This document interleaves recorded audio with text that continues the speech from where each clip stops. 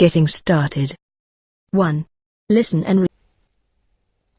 I'm preparing for a class discussion on personal electronic devices. Do you think smartphones, laptops, and tablets are useful for learning? Definitely.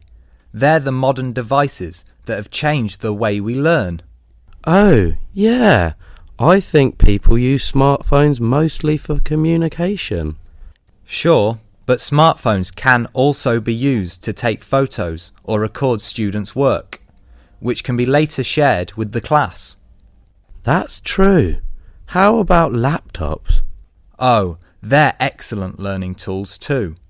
You can store information, take notes, write essays, and do calculations.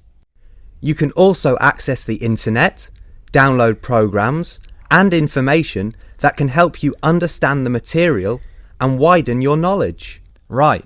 My laptop, which is a present from my parents, is very useful. I use it for assignments and projects, and for studying English. I see. How about tablets? Well, a tablet or a tablet computer is a kind of mobile computer, and it can be used to take notes with a digital pen on a touch screen. A tablet is also perfect for people whose work is to draw and write. Yes, I agree. A tablet with Wi-Fi has internet access and is a great tool for looking up information. Amazing! No wonder that so many people are using these devices.